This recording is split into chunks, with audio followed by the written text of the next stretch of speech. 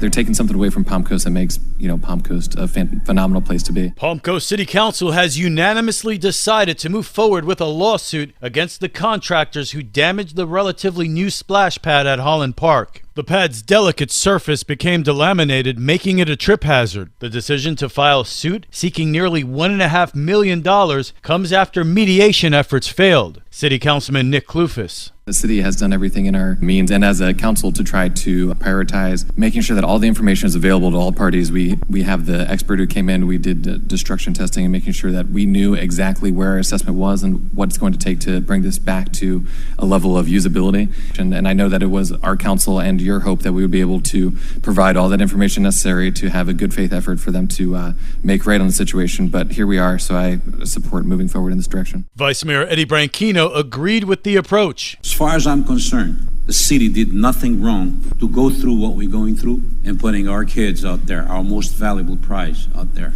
our kids, taking away something that they love. If it's up to me, let's go to the end and make sure that those that have no consideration for our kids will pay dearly. City Councilman John Finelli concurred but stressed we need to get this reopened and not a year from now after all of the legal proceedings go through. The $5 million splash pad has been shuttered since October of last year. This local news is a service of Flagler County's Toyota dealer, Beaver Toyota, US 1 St. Augustine, here to wow you.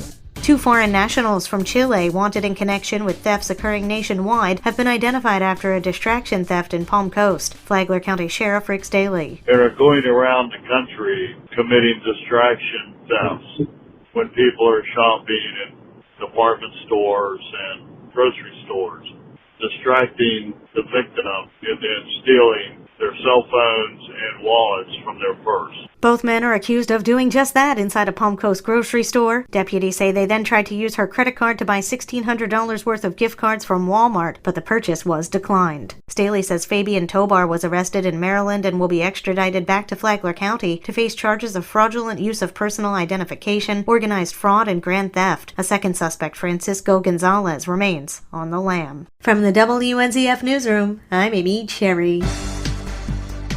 Kathy Hyder is one of 2 new women to join Palm Coast City Council. Hyder defeated challenger Fernando Melendez after garnering 55% of the vote. I am so looking forward to get started at working with all the citizens and residents here in Palm Coast, finding out what it is we want for our city and what will work best for our residents. Hyder, who represents District 4 and joins newcomer Teresa Pontieri on the council, says she plans to be collaborative during her time in office. I am looking forward to working with the county commissioners, all of the city council members, the mayor, and all of those that serve the city of Palm Coast.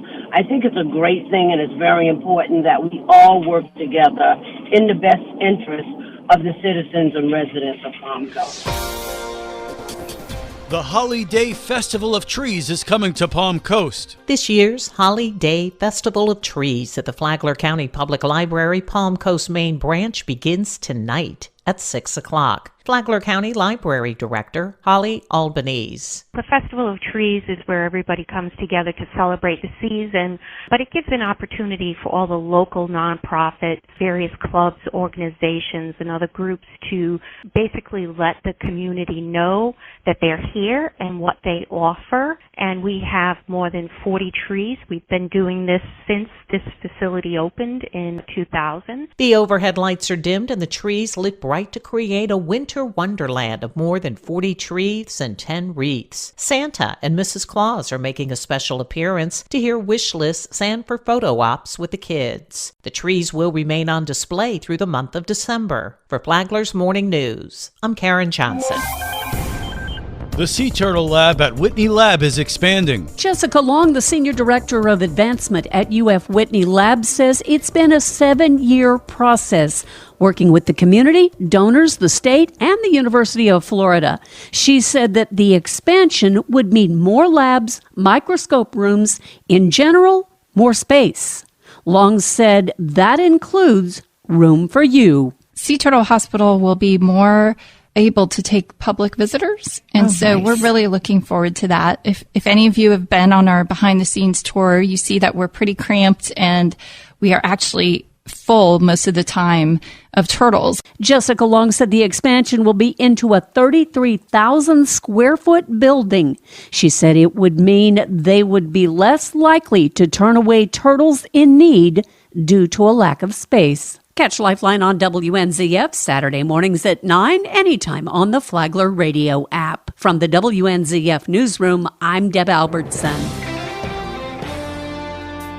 The weekend is here and there's plenty of family fun going on in Flagler County. This is Stacy with Fun for Augie Kids. This morning, the Flagler County Library is hosting a baby storytime event. This is a half hour filled with stories, songs, interactive play, and more. Tonight, the Palm Coast Parks and Recreations is hosting a Parents' Night Out event. Participants will eat pizza, play games, watch movies, and have fun. The Flagler County Public Library is returning their annual Holiday Festival of the Trees. The evening will be filled with musical entertainment by Handbell Choir and the Sunshine Mafia. Plus, Santa and Mrs. Claus will be there, so be sure to bring your camera and your Christmas wish list. Tomorrow, bring the family out to the Freedom Fest. There will be free admission, parking, and kids zone, and enjoy live music, food, thrilling RC aerobatics, and more. For more on these events and others, please visit us on our website at fun4augiekids.com. Have a great weekend. And now you're up to date on Flagler's Morning News. I'm Rich Carroll.